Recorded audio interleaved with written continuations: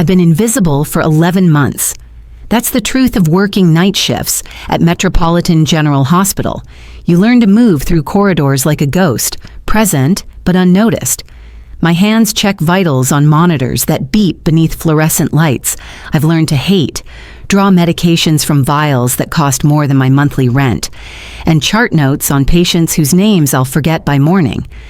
The hospital sprawls across 7 floors of Chicago's South Side, all sterile white tile and antiseptic air and windows that overlook a city I can barely afford to live in. Hey everyone, welcome back. Before this story begins, I need you to do something. Subscribe if you haven't yet. These stories take hours to craft, and your support means everything. Then leave a comment. Your city, your country, what time it is right now, not just for me, but because YouTube uses that to connect you with more stories like this one. Now, let's begin. Piero Lorenzo himself is a phantom I've learned to recognize. I hear whispers in break rooms, hushed and reverent, about the man who runs the underground clinic. I catch glimpses of his influence through the ER doors, patients with no insurance who somehow have their bills paid in full, gunshot wounds that arrive without police reports, men in expensive suits who wait in shadows near the loading dock. He operates in a world adjacent to mine with men who speak in coded language and leave through service exits. I see the aftermath of his business, the bodies we save without asking questions, the cash payments that appear in the billing system like magic. I don't ask questions. That's not my job. My job is to disappear. The only constant in this carefully ordered existence is Layla. My best friend works triage, 31 years old with her grandmother's steady hands and none of my guilt. She handles chaos with grace and coffee breaks with honesty. And every morning when our shifts end at 7, we walk through the parking garage together, trading stories about the lives we saved and the ones we couldn't. 2 women in scrubs, exhausted faces, colleagues who've become family. But she has a home to go to.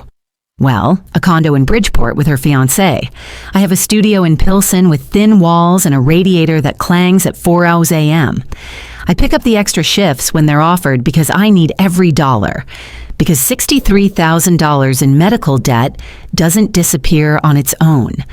Because my father died 2 years ago from a heart attack that came without warning and devastated everything in its wake. And the bills kept coming long after his funeral.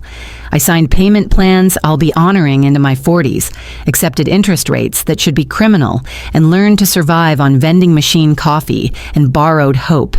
So I check vitals. I administer medications. I document everything. I accept overtime without complaint. Friday morning, the wall clock in the ICU reads 3:17 when the charge nurse tells me to go home early. Staffing overflow, she says. You've been here 14 hours. Go. My shoulders ache from repositioning a 280-pound post-op patient, and my lower back protests when I bend to grab my bag from the staff locker. November in Chicago means darkness never really lifts, and through the break room windows, I watch frost begin to crystallize on the glass.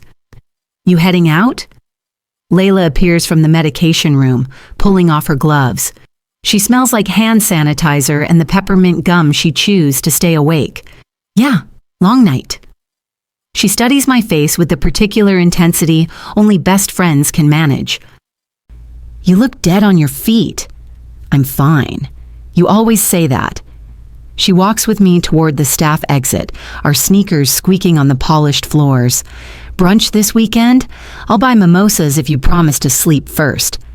Layla, her voice carries gentle reproach. You can't keep doing doubles forever. I can. I have to. The next payment is due in 3 weeks, and I'm short by $400. Outside, the parking garage looms like a concrete cavern. We huddle under the harsh lights near the stairwell exit, and Layla pulls out her phone to text her fiancé. James is already here, level 2. She looks up at me. Where are you parked? B3. I'll walk with you. It's fine. It's like 50 yards. She hesitates, torn between exhaustion and concern. Then her phone buzzes. James calling, worried about the route home in the ice. She curses softly and gives me an apologetic look. Go, I tell her. I'll be fine. You sure? It's a parking garage in a hospital. I'm surrounded by security cameras. She kisses my cheek and jogs toward the up-ramp where headlights are waiting. I watch her climb into the warmth and safety of someone else's care, then pull my coat tighter against the cold and start walking. The garage is quieter than usual. Most cars are gone. Their space is empty except for oil stains and the ghost marks of tires.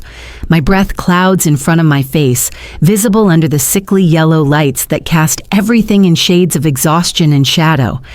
My sneakers echo against concrete, each step counting down the distance to my decade-old Honda, the car I'm still paying off, the vehicle that gets me to a job that pays for the debt that never seems to shrink. Level B3 is nearly abandoned, just a handful of vehicles scattered across the vast underground space. I can see my car ahead, lonely and waiting in the spot I always choose, near the exit ramp under a light, the safest location I can manage. 2 rows away, 1 row, almost there. The figures step out from between 2 black SUVs blocking my path. I stop, heart suddenly hammering against my ribs in a rhythm I'd recognize on any monitor. Tachycardia. Fight or flight. Evening. One of them says, Latino, maybe 35, with a scar that cuts through his eyebrow and a jacket too expensive for this neighborhood. His companion is broader, silent, watching me with the focused attention of a predator. Evening, I manage, moving to step around them. The first man shifts, staying in my path. You work here? Metropolitan General? My hand instinctively moves toward my badge, still clipped to my scrubs beneath my coat. I need to get to my car. We're not stopping you. He smiles, but it doesn't reach his eyes. Just wanted to ask about someone. Piero Lorenzo. You know that name? Cold spikes through my veins, sharp and chemical. I don't know what you're talking about. Don't lie. He steps closer, and I can see the hospital logo reflected in his pupils as his gaze drops to my badge. Christy Raymond, RN, ICU. Yeah, you know exactly who we're talking about. You patch up his people. Send them back to him. That makes you part of his operation. I'm a nurse. I treat patients, that's all. The broader man moves behind me, cutting off retreat. My stomach drops. The elevator, the stairwell, both too far away now. Here's the thing. Christy. The scarred man's voice drops to something intimate and terrifying. We need Lorenzo to understand something. His little medical charity, his untouchable clinic, that ends tonight, and you're going to deliver the message. I don't see the first blow coming. It catches me across the temple, sharp, explosive, white light detonating behind my eyes. I stagger backward and hands grab my shoulders, fingers digging in like steel clamps. I try to scream, but someone's palm covers my mouth, cutting off sound. Tell Lorenzo, the scarred man says, close to my ear now, his breath hot against my frozen skin, that this is just the beginning. Tell him the Sinaloa cartel doesn't recognize his protection anymore. Tell him we're coming for everything he built. The second hit catches my ribs, then another and another. I stop counting after the fourth. Stop trying to fight. Just curl inward, protecting my head, my vital organs, the anatomy I know so well, suddenly fragile and failing. Someone grabs my hospital ID, yanks hard enough to snap the lanyard. I hear it hit the concrete somewhere far away. Then there's pavement against my cheek, cold and gritty. The taste of blood, metallic, familiar, wrong when it's your own.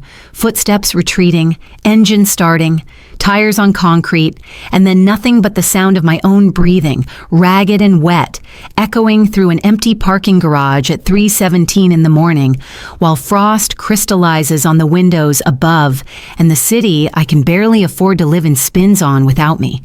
Get up, move, get help. But my body won't respond. My vision blurs, darkening at the edges. And the last thing I register before consciousness slips away is the distant wail of a siren. Too far away, arriving too late, the sound of help that won't reach me in time. Then darkness, absolute and final. until a voice cuts through the void like a scalpel through flesh. Who did this to you? I wake to pain that has geography. My left shoulder screams with every breath, a hot agony that radiates down my arm in waves. My face throbs, the left side swollen and heavy, my eye refusing to open. Something's wrong with my ribs, sharp stabbing sensations that suggest internal damage. My nurse's brain catalogs automatically. Possible splenic injury, check for peritoneal signs, monitor for hemorrhage. The ceiling above me is wrong, not the water-stained tiles of Metropolitan General. This is smooth plaster, recessed lighting. The kind of finish that whispers money. Medical equipment surrounds me. State-of-the-art monitors, IV poles with bags I recognize as lactated ringers and something else, probably morphine. The beeping is familiar, comforting almost. My heart rate, 94. Blood pressure, 108/70. Low, but stable. You're awake. A man's voice, clinical and measured. He moves into my field of vision, 60-something, silver hair, expensive glasses, hands that move with surgical precision as he checks my pupils with a pen light. I'm Dr. Emilio. You've been unconscious for 43 minutes. Can you tell me your name? Christy Raymond. My voice sounds like gravel. Where am I? Somewhere safe. He palpates my ribs with practiced gentleness, and I bite back a gasp. You have a dislocated shoulder, already reduced while you were out. Orbital fracture. Left side, no displacement, which is fortunate. Internal bleeding is minimal, but we're monitoring. You'll need imaging to confirm, but initial assessment suggests you'll recover fully with time. Piero Lorenzo's private clinic. The realization hits like a second attack. The legendary facility everyone whispers about, where men with gunshot wounds disappear and emerge healed, where cash buys silence and discretion, where the city's underground gets patched up away from police reports and federal databases. I need to leave. I try to sit up. The room tilts violently, nausea surging. You need to stay still. Dr. Emilio's hand is firm on my good shoulder. You're not going anywhere in this condition. I have to. The door opens, cutting off my protest. He enters like weather changes, inevitable, commanding attention without demanding it. Piero Lorenzo is taller than I imagined, broad-shouldered in a charcoal suit that probably costs more than my car.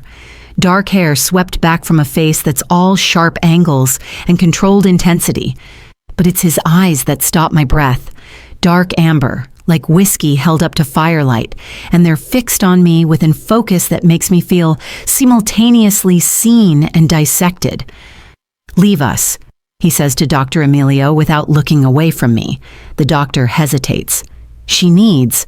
I know what she needs. Still watching me, cataloging damage, his jaw tightening incrementally. Go. The door clicks shut. Silence stretches between us, heavy with implications I'm too concussed to decode. Then Piero crosses the room in measured strides, pulls a chair to my bedside, and sits, close. Too close. Near enough that I can smell cedar and something darker. More expensive.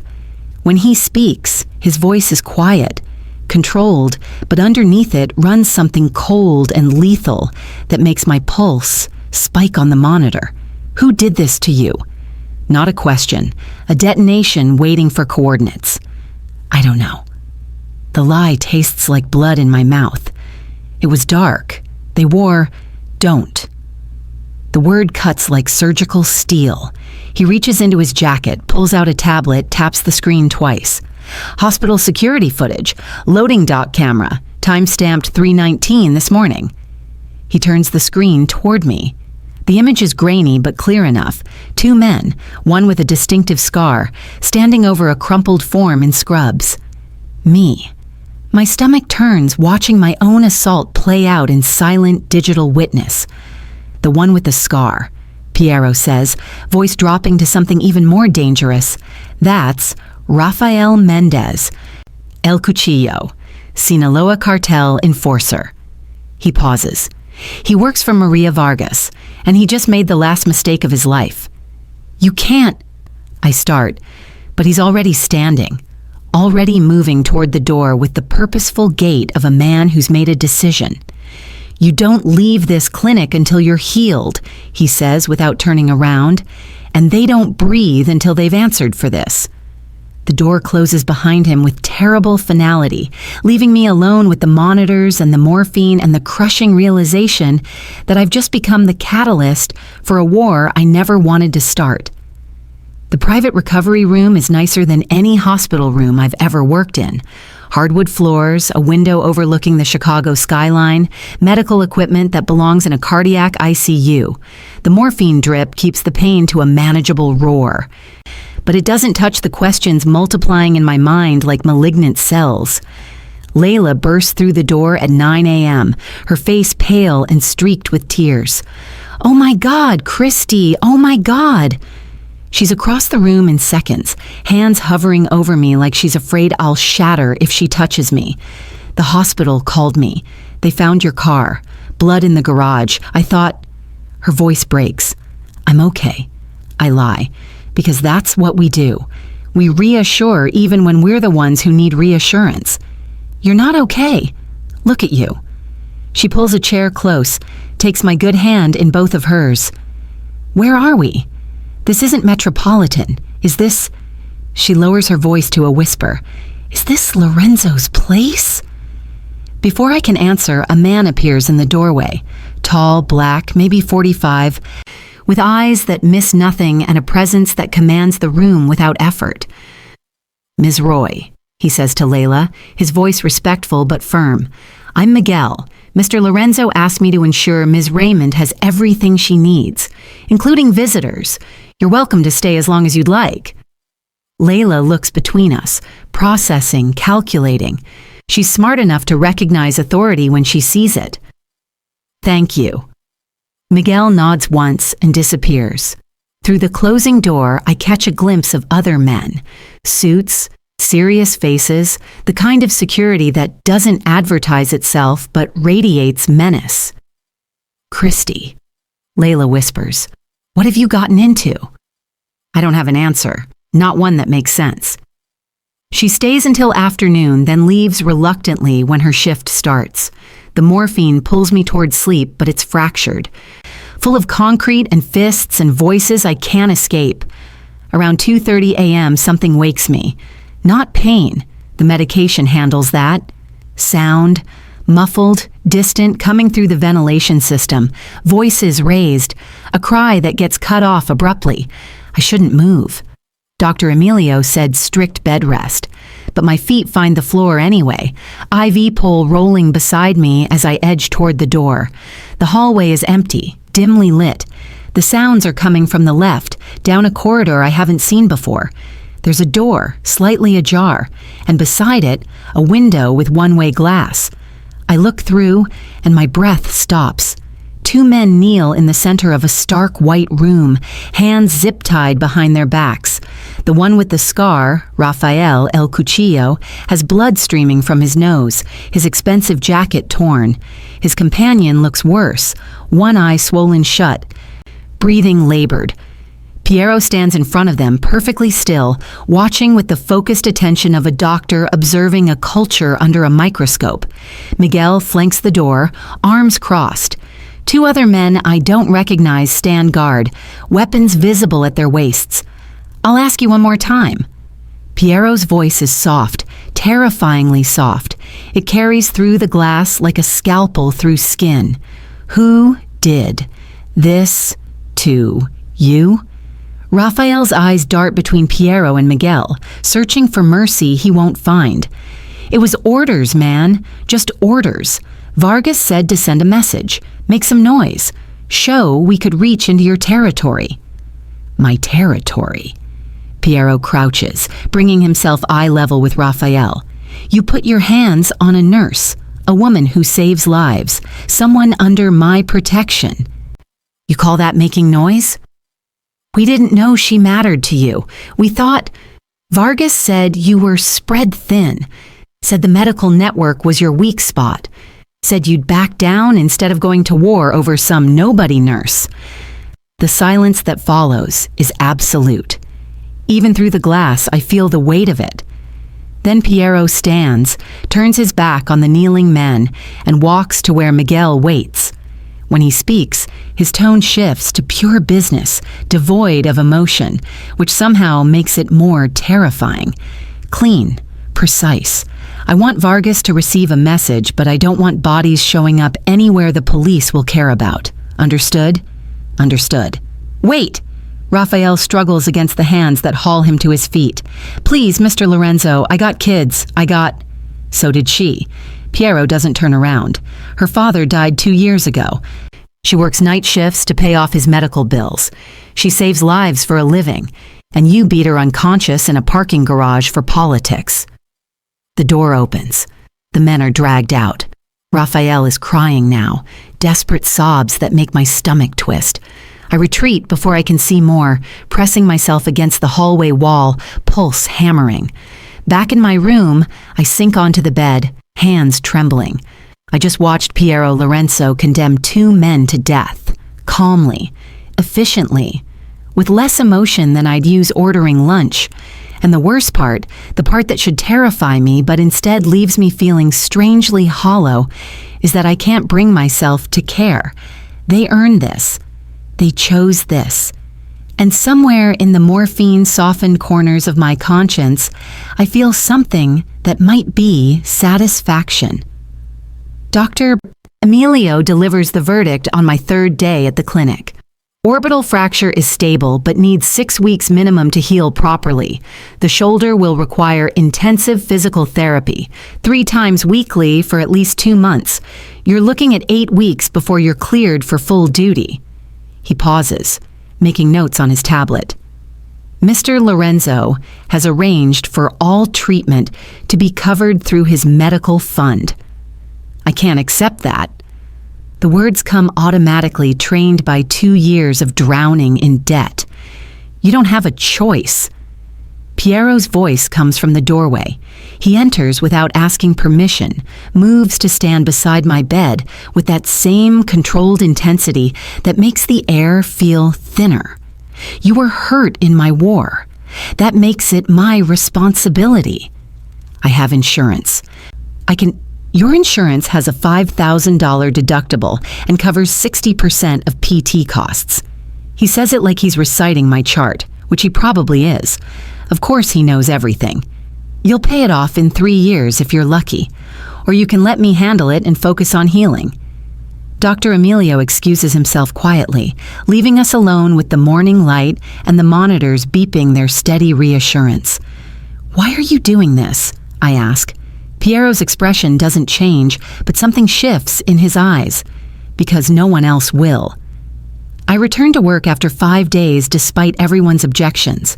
The compression sling immobilizes my left arm, and the bruising on my face has ripened into spectacular shades of purple and yellow that makeup can't hide. But I need the routine, the purpose, the distraction from thoughts that circle like vultures. The hospital administrator calls me into her office before my first shift ends. Christy. Karen Mitchell's smile is professional, concerned, and slightly terrified. We've received some inquiries about your well-being from parties interested in ensuring you have adequate support during your recovery. Translation. Piero Lorenzo's people have made contact and the hospital is scared. I'm fine, I say, just eager to get back to work. Of course. She adjusts papers that don't need adjusting. If you need anything at all, please don't hesitate. That's when the sightings begin.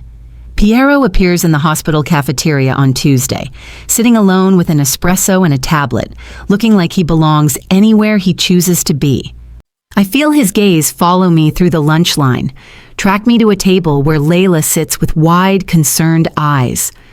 Wednesday, he's at my PT appointment, not in the room, but visible through the glass partition, speaking quietly with my therapist before the session starts.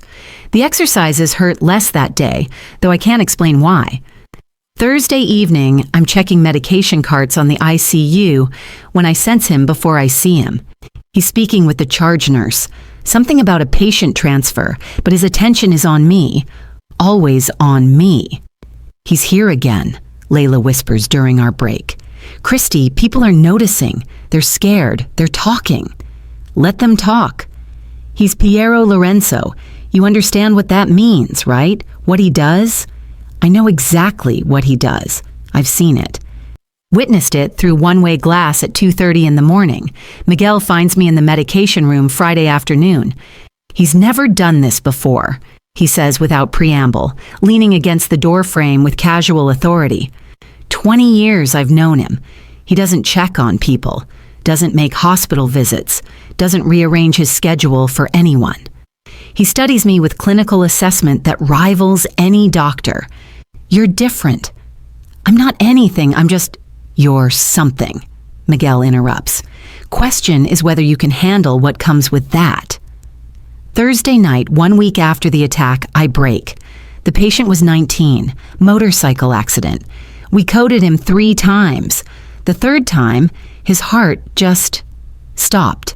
No dramatic final moment, just stopped, like a switch flipping off. I find myself in the chapel break room. Barely a room, really, just a quiet space with a cross on the wall and chairs that have held countless grieving families. I'm not religious, but sometimes you need silence that feels intentional. The tears come without permission.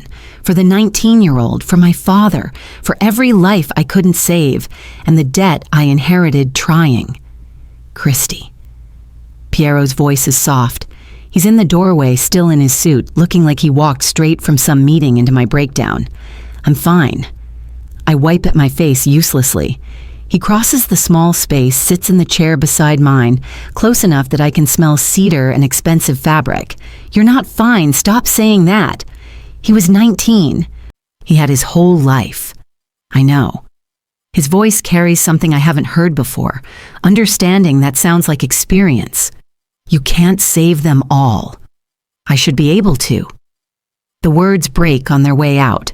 That's my job, to save lives, and I keep failing. You don't fail, you fight. There's a difference. I turn to look at him fully. In this light, his face is less severe, more human. Tired, maybe. Carrying weight I can't see but recognize anyway. I can't stop thinking about you. The confession emerges raw, unplanned. His jaw tightens. Since I found you in that garage footage, since I saw what they did, I haven't stopped thinking about you. My breath catches. Piero, tell me to stop. Tell me this is inappropriate, that you're a patient, that I'm crossing lines. Tell me and I'll walk away. I should. Every rational part of my brain screams that I should. I can't stop seeing you in my mind either, I whisper instead. His hand finds mine, warm, solid, careful of the IV bruises on my wrist. We sit like that, holding onto each other in a chapel break room at midnight, 2 people who've seen too much death trying to find something living. The door opens. Layla freezes in the entrance, eyes going wide. Oh God, Christy. Piero doesn't let go of my hand. Neither do I. Layla, I say quietly. This is Piero Lorenzo. I know who he is. Her voice is barely above a whisper. Everyone knows who he is. The offer comes in an envelope delivered to the hospital, hand-addressed in elegant script. Inside, a contract. Medical Director, Lorenzo Medical Network. Salary that makes my breath stop. 4 times what I make now. Benefits that include full loan forgiveness, housing stipend, and a signing bonus that would erase my father's debt in one stroke.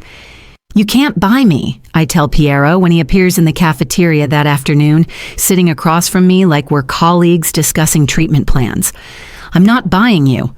I'm offering you a position that matches your skills. He sips his espresso, perfectly calm. You coordinate care for my people anyway. This makes it official, legal, protected. Protected from what?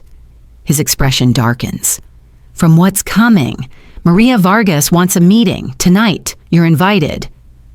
The restaurant is the kind where they don't list prices on the menu. Private room in the back, candles casting shadows across white tablecloths.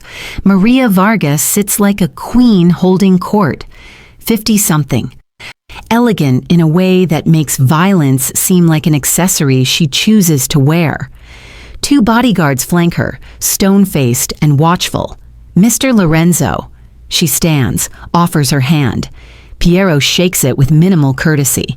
And this must be the unfortunate Ms. Raymond. Her eyes assess me like I'm merchandise being appraised. I feel my spine straighten automatically, nurse training kicking in. Never show weakness to predators. Please sit. I've taken the liberty of ordering wine. The dinner is a masterclass in coded threats disguised as polite conversation. Vargas offers compensation, $80,000, she says, as if that price tag could erase being beaten unconscious. A misunderstanding, she continues smoothly. My people were overzealous, young men trying to prove themselves. I've addressed the situation internally. Your people are dead, Piero says flatly. So yes, I'd say it's been addressed. The temperature in the room drops 10 degrees. Vargas's smile thins. I'm willing to overlook that. In the interest of maintaining peace, what happened to Ms. Raymond was regrettable, but regrettable. Piero leans forward, and even Vargas's bodyguards tense. You had your men beat a nurse unconscious in a hospital parking garage. You call that regrettable? I call it business. Then let me make the business terms clear. His voice drops to something lethal and precise. Your people don't touch mine, not my staff, not my facilities, not anyone connected to my medical operations, ever, for any reason. That's a broad claim of territory, Mr. Lorenzo. It's not a claim, it's a fact. Every hospital, every clinic, every emergency facility in Chicago, if my people use it, it's under my protection. You want medical services for your organization? You go through me? You want to negotiate territory? We can discuss it, but you put your hands on mine? He pauses. We stop pretending this is about diplomacy. Vargas studies him, then me, calculating. She's made you vulnerable. She's made me clear about my priorities. The meeting ends with cold handshakes and colder promises. In the car afterward, reality crashes down. I'm a target now, I say quietly. Yes, because of you, because of me. No deflection, no excuse, just acknowledgement. So what happens now? You move into my building, accept security. Let me protect you. No. The word comes out harder than intended. I'm not giving up my life because you need to feel in control. His hands tighten on the steering wheel. This isn't about control, it's about keeping you alive. I won't stop being a nurse, Piero. I won't stop working at Metropolitan. I save lives. That's who I am. And I'm trying to save your life. The emotion cracks through his controlled facade. Do you understand what Vargas will do if she decides you're worth the risk? She'll take you, use you, make me watch while she... He stops, jaw clenched. The silence stretches between us, heavy with fear neither of us wants to name. Protected commute, I say finally. Security on my apartment, but I keep my place. I keep my shifts. I keep being a nurse. Christy, that's the deal. Take it or I walk away from all of this. He stares at the city lights, wrestling with something I can't see. Then, fine, but you call me every day, morning and night. Deal. We drive to his penthouse in tense silence.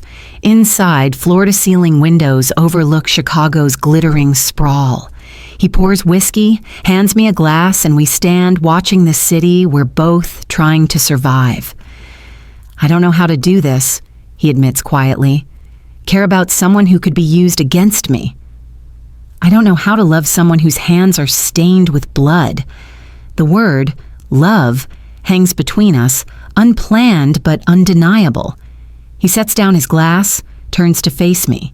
Your shoulder is healing. I step closer, and I'm not fragile. When he kisses me, it's careful, reverent, like I'm something precious that might break. His hands find the edges of my compression sling, questioning. "It's okay," I whisper. "Just be gentle." We are, both of us, undressing like we're performing surgery, precise, attentive, aware of every injury, every scar. In his bed, with Chicago sprawled below us, we learn each other slowly. His touch is patient, controlled, and when he finally moves inside me, his forehead rests against mine, and his eyes stay open, watching, making sure I'm here, with him, choosing this. Afterward, wrapped in expensive sheets with his heartbeat steady beneath my ear, I feel something I haven't felt since my father died. Safe. The weeks blur into a pattern I never planned, but can't imagine living without. 4 night shifts at Metropolitan, 3 nights at Piero's penthouse overlooking the city. We steal moments between late-night conversations in the hospital parking lot where his car idles and security watches from discreet distances.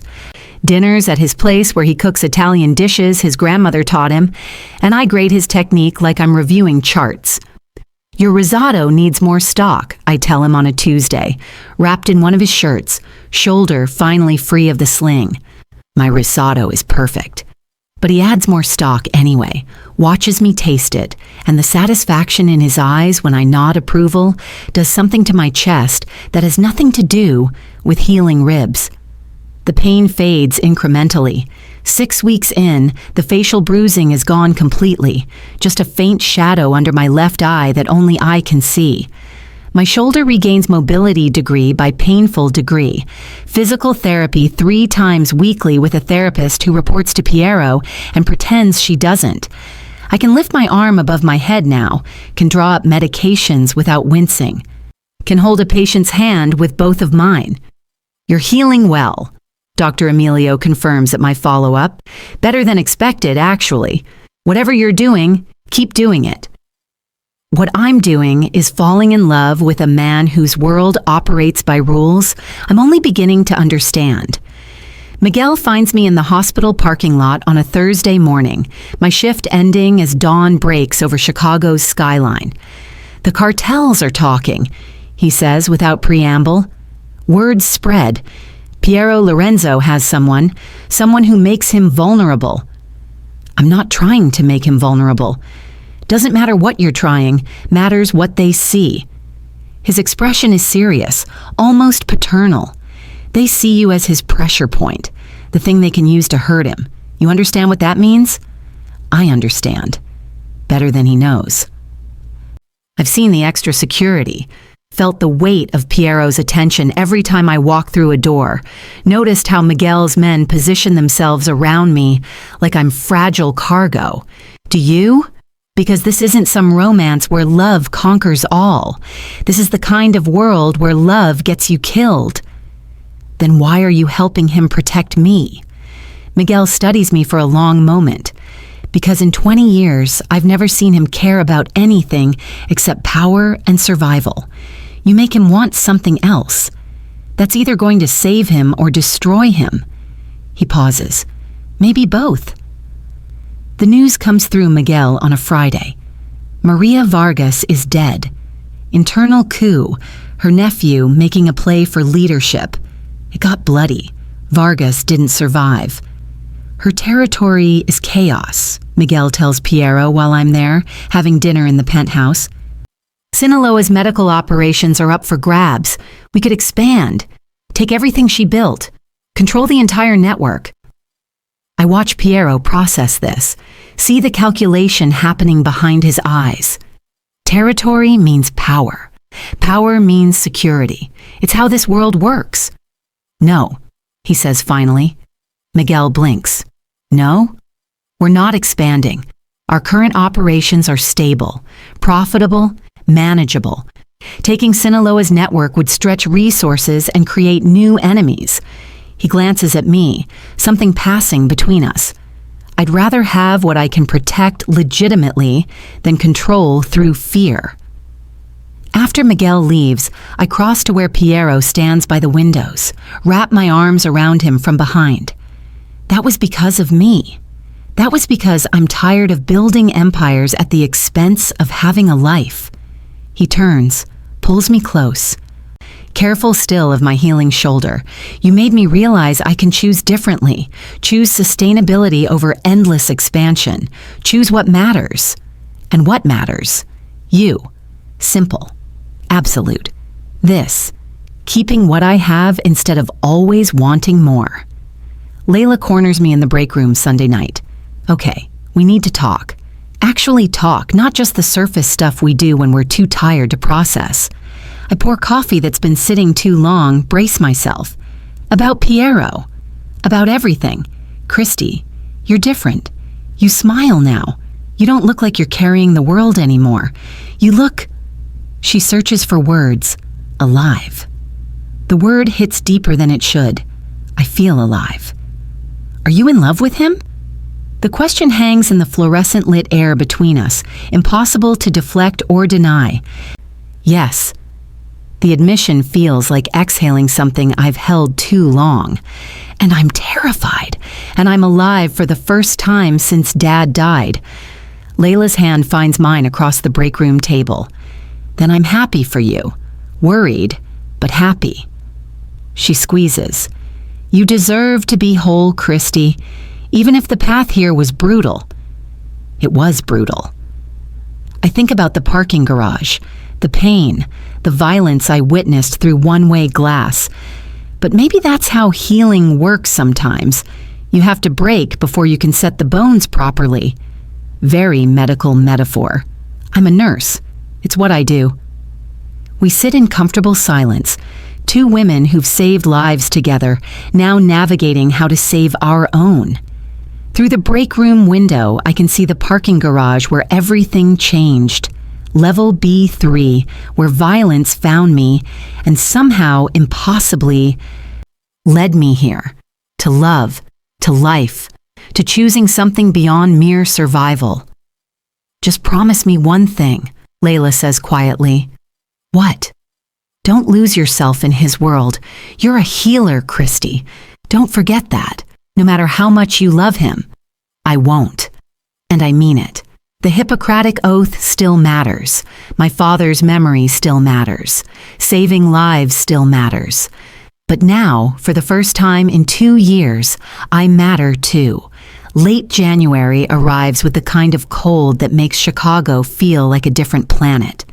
Dr. Emilio removes the shoulder brace in his pristine clinic, tests my range of motion with practiced precision, and delivers the verdict I've been waiting 8 weeks to hear. Full extension, no pain on rotation, strength is back to baseline. He makes notes on his tablet, then looks up with something that might be a smile. You're cleared for full duty, Ms. Raymond. Complete recovery. The words settle over me like absolution. Complete recovery. As if being healed physically could somehow heal everything else. Piero takes me to dinner that night, a private Italian restaurant in the Gold Coast where the staff greets him by name and leads us to a back room with exposed brick and candles that cast everything in warm, forgiving light. He orders wine older than I am, and we toast to healing, to survival, to the impossible fact that we're both still here. I have something for you, he says after dessert arrives. He slides an envelope across the table, elegant and heavy. Inside is a contract. Medical consultant, Lorenzo Medical Network. The salary makes my previous offer look modest. But it's the signing bonus that stops my breath, a number I know by heart because it's haunted me for 2 years. $63,000. Exactly. To the dollar. This is... My voice cracks. This is my father's debt. It's your debt, Piero corrects gently. One you've been drowning under since he died. One you don't have to carry anymore. The tears come without permission, hot and helpless. You can't just erase 2 years of penance. It's not penance, Christy. He reaches across the table, takes my shaking hands in his steady ones. It's a prison you built, and you've served enough time. Let me open the door. I don't deserve. You deserve everything. His voice is firm, certain. You deserve to breathe without calculating interest rates. You deserve to sleep without nightmares about collection calls. You deserve to live instead of just survive. I sign the contract through tears, my hand shaking so badly the signature barely looks like mine. Piero folds it carefully, tucks it into his jacket, and holds me while I cry in a restaurant that probably costs more per night than my monthly rent used to. The next morning, I check my bank account on my phone. The balance where debt used to live now reads 0 and 0. 0, nothing, free. I call Layla, barely coherent. She arrives at my apartment within the hour, finds me still staring at my phone like it might be lying. I show her the screen, the contract, the impossible truth of it. He paid off your medical bills, she says, stating the obvious, while I soak her shoulder with tears. Piero Lorenzo paid off your dead father's debt. I know. That's the most romantic thing I've ever heard. She holds me tighter, and also completely insane. I know that too. We sit on my couch for an hour, maybe more, while I cry out 2 years of crushing pressure. Every double shift I worked, every payment plan I signed, every night I chose between groceries and minimum payments, all of it gone, erased, like it never happened, except it did happen, and it shaped me. And now I get to discover who I am without that weight. That afternoon, Miguel appears at Piero's penthouse while I'm there. Vargas's territory has dissolved completely, he reports. Her nephew can't hold it. The medical operations are fragmenting. We could step in, consolidate, expand the network significantly. I watch Piero from across the room. See him processing the opportunity, territory, power, everything his world values. No, he says, and I feel something shift in my chest. Miguel's expression shows surprise. Sir, this is... I know what it is, and I know what it would cost. Piero's gaze finds mine, holds. I want legitimate medical partnerships, Miguel. Legal clinic collaborations. Working with hospitals, not around them. I'm tired of controlling through fear. I want to build something sustainable. That's not how this world works. Then maybe it's time to change how this world works. He stands, crosses to the window overlooking Chicago. Set up meetings with hospital administrators, real meetings, legal proposals for medical consultation services. We do this right, or we don't do it at all. After Miguel leaves, I join Piero at the window. You're reforming your entire operation. I'm trying. He pulls me close, his arm careful around my healed shoulder. You made me realize I can choose differently. That power doesn't have to mean violence. That control doesn't have to mean fear. What if your people don't follow? Then I'll find new people, build something different, start over if I have to. He turns to face me fully. I'd rather have a legitimate business with you than an empire alone. Below us, Chicago sprawls in afternoon light, the city where my father died, where I drowned in debt, where violence found me in a parking garage and somehow led me here, to this man, this moment, this impossible transformation. Thank you, I whisper, for the debt, for everything. Don't thank me. Just keep doing what you're doing. Keep being exactly who you are.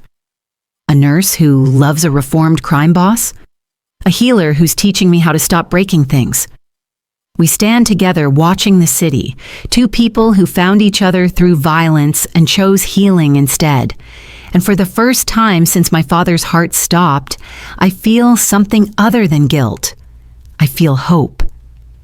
The relationship finds its rhythm over the following weeks, settling into something that feels less like falling and more like choosing. I maintain my nursing career, 4 shifts weekly at Metropolitan General, the night shifts I've always worked, the patients I've always saved.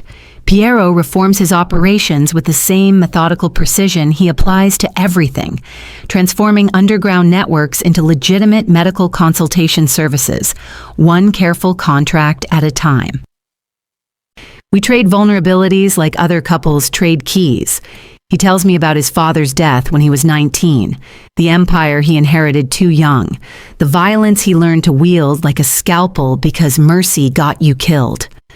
I tell him about finding my father collapsed in the Kitroy, about performing CPR on the man who taught me to ride a bike, about the guilt that's lived in my chest since the moment his heart stopped and mine kept beating. You couldn't have saved him, Piero says one night, his fingers tracing patterns on my bare shoulder. You were in nursing school. You did everything right. I should have been there sooner. Should have noticed symptoms. Should have been superhuman?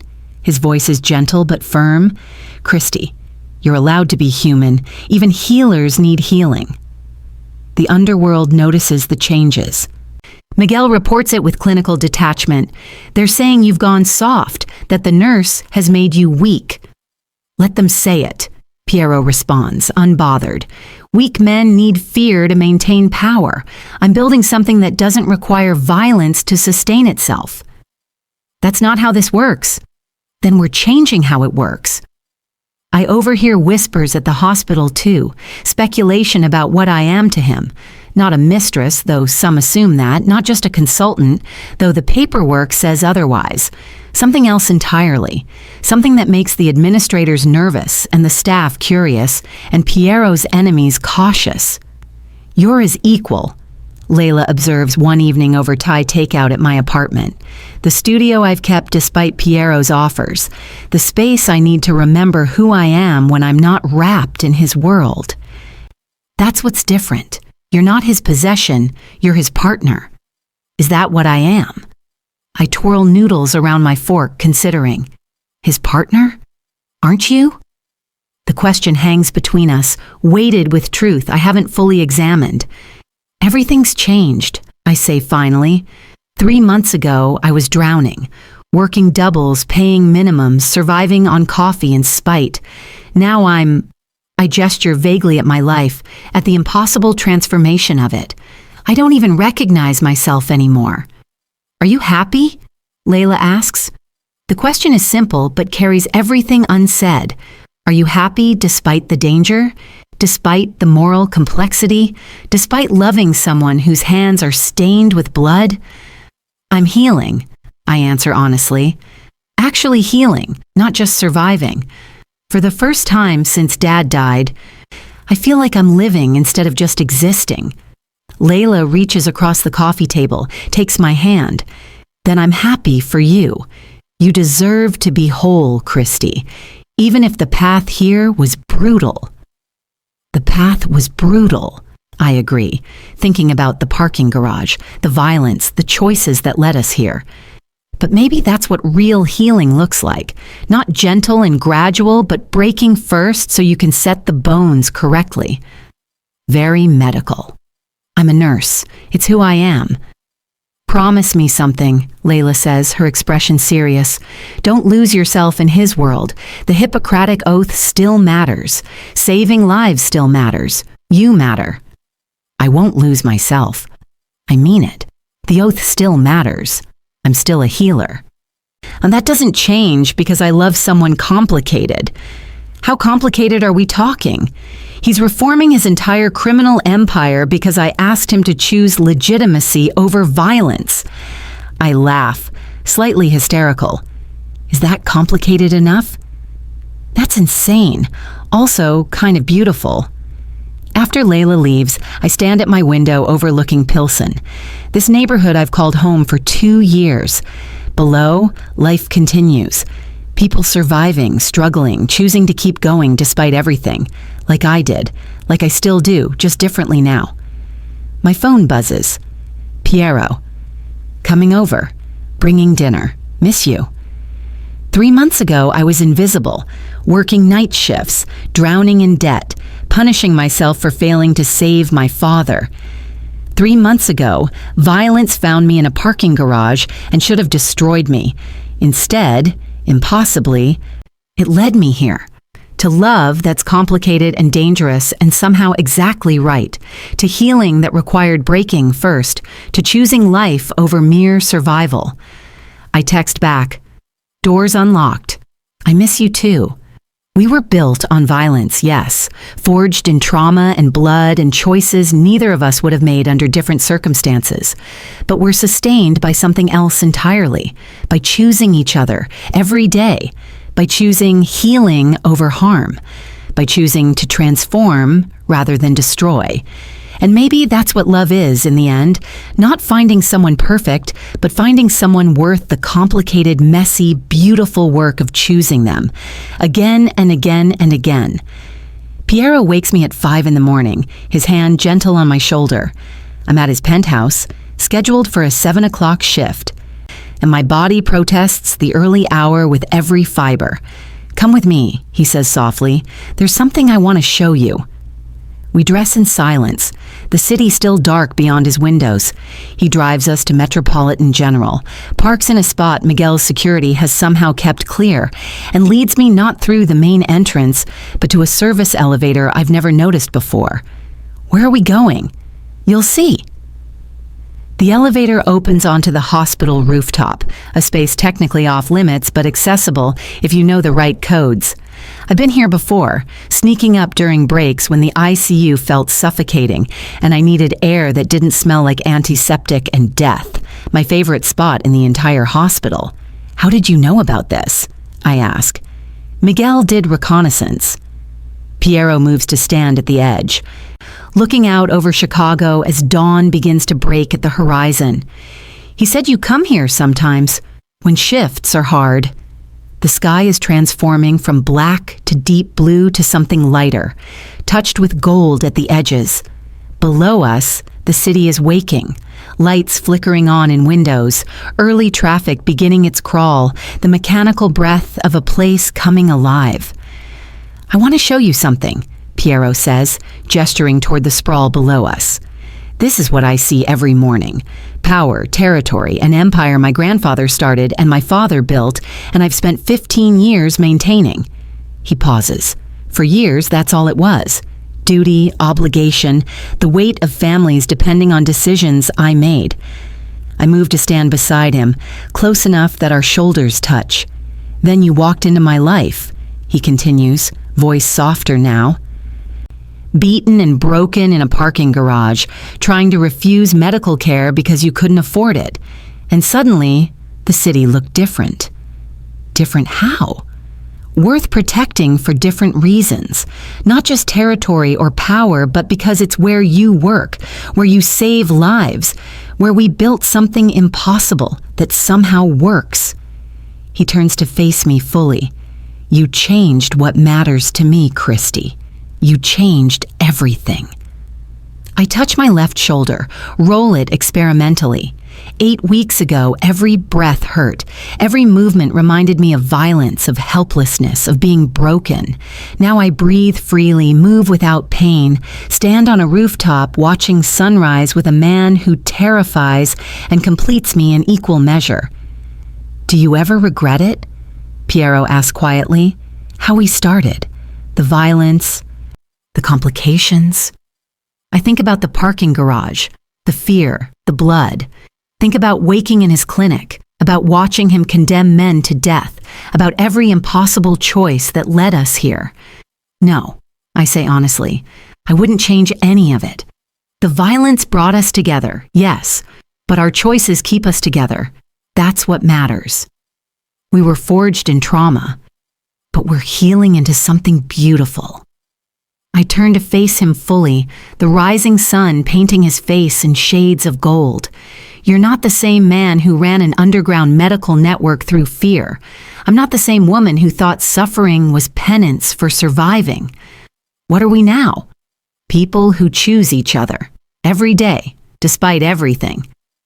The sun breaks fully over the horizon, flooding Chicago with light that feels like absolution. Piero cups my face with both hands, thumbs tracing my cheekbones where bruises used to be. "I love you," he says, and his voice carries something raw and unguarded. I don't say that lightly, but I need you to know. I love you, and I'm choosing to be worthy of that. You already are. My hands find his wrists, holding him there. You're complicated and dangerous, and you do things I'll never fully understand. But you're also choosing to transform, to build something legitimate, to be more than what you inherited. Because of you, because you decided to. I kiss him softly, tasting coffee and morning air. I love you, Piero, even though, maybe because you're impossibly complicated. Even though my hands are stained. Even though, maybe especially because you're trying to wash them clean. I pull back, meet his eyes. We can't erase what we were, what you did, what happened to bring us here, but we can choose what we become. Below us, Chicago is fully awake now, a city of millions, each one fighting their own battles, making their own choices, trying to survive or thrive or something in between. Somewhere down there is the parking garage where violence found me, the ICU where I save lives, the studio apartment where I learned to be alone, the penthouse where I learned to be seen. All of it part of the same story, the same transformation. Ready to save lives? Piero asks, checking his watch. With you, always. I link my fingers through his, but on my terms. I'm still a healer, Piero. That doesn't change. I know. That's why I love you. We stand together as morning shift begins. Two people who found each other through impossible circumstances and built something that defies every logical boundary. His world will always carry risk. Mine will always be complicated by association. But standing here in dawn light, his hand in mine and the city spreading below us like a promise, I realize something fundamental has shifted. I've stopped surviving and started living. And that makes all the difference. We stand together as the morning shift arrives below, watching through the rooftop's chain link barrier as nurses and doctors and techs stream through Metropolitan General's entrances. People like me, people who chose healing, who walk into suffering every day and try to make it better. Layla's probably down there somewhere, grabbing coffee before rounds, texting her fiancé that she made it safely. It won't ever be completely safe, Piero says, reading my thoughts like he's learned to do. Even reformed, even legitimate. My world carries risk. People who resent the changes, rivals who see opportunity, the past that doesn't disappear just because we want it to. I know. You could still walk away, choose someone easier, someone whose biggest problem is a bad mortgage or annoying in-laws. I laugh softly. Where's the fun in that? But he's serious, his face grave in the morning light. I mean it, Christy. This complication is permanent, manageable, but permanent. You'll always be connected to what I was, what I did. People will always wonder, always judge. Let them. I turn to face him fully. Yes, it's complicated. Yes, there's risk. But Piero, my debt is gone. My body is healed. I found love in the last place I expected to look. I touch his face, feel the morning stubble rough against my palm. I stopped surviving my father's death and started living my own life. That's what you gave me. Not safety, not simplicity, but life. His expression shifts, something vulnerable breaking through. I didn't give you anything. You were always strong. I just saw it when you couldn't. You saw past my martyrdom to my strength, I correct, past my guilt to my capacity for love, past my invisibility to who I actually am. I kiss him, soft and certain. That's everything. His phone buzzes.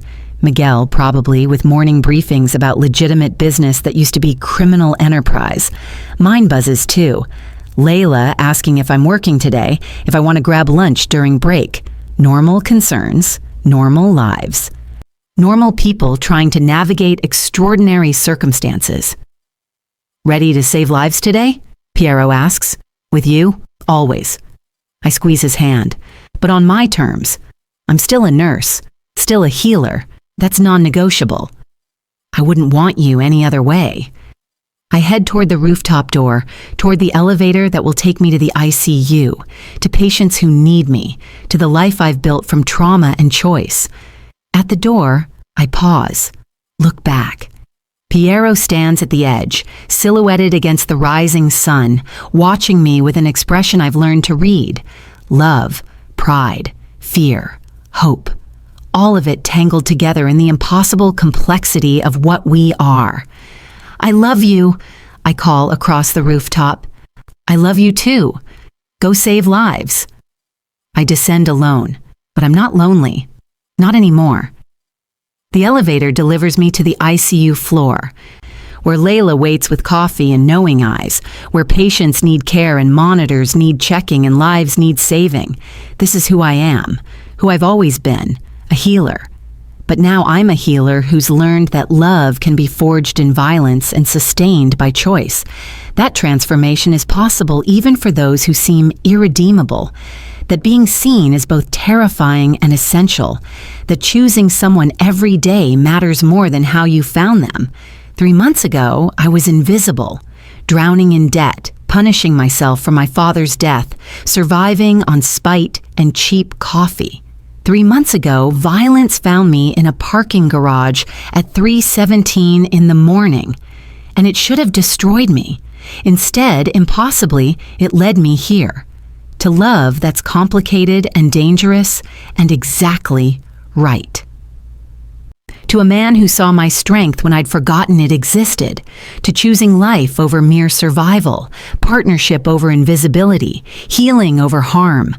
I pull on my scrubs, check my assignment, 3 patients in beds 7, 12, and 15, and begin my shift the way I always do, by washing my hands, taking a breath, and remembering my oath. First, do no harm. But I've learned something else, too. Something the oath doesn't teach. Sometimes harm finds you anyway. Sometimes violence is the catalyst for transformation. Sometimes the most complicated love is the most honest. I check vitals on the patient in bed 7, stable, improving, healing in ways that will take time but will come. Like me, like Piero, like what we've built together from impossible circumstances. Above me, somewhere on that rooftop, he's probably still watching, making sure I'm safe. Making calls about legitimate business, choosing to be worthy of what we've become. 2 people who found each other through violence and built something that transforms rather than destroys. From invisible to essential. From surviving to thriving. From question to answer. Who did this to you? Everyone asks that question eventually. The answer is supposed to be simple: a name, an enemy, someone to blame. But the real answer is more complicated. Violence did this to me, and trauma, and choice, and love. Violence brought us together. But love, complicated, dangerous, impossible love, that's what keeps us together. Some love stories begin with fairy tales, with love at first sight and uncomplicated happy endings. Ours began with, "Who did this to you?" asked in cold fury by a man who would burn the world to protect me. Answered with silence that became trust, that became partnership, that became this, and that made all the difference. So there you have it, everyone. If you enjoyed this story, thank you so much for watching it all the way to the end. Your support means everything to us. And if you love this emotional roller coaster, you're going to absolutely love what we have coming next. It's even crazier, more intriguing, and more heart-wrenching than you could ever imagine. Trust me, you don't want to miss it. Click on the videos showing on your screen right now to watch the next story. Until next time, remember, sometimes the greatest love stories are the ones that have to be fought for. Thanks for watching.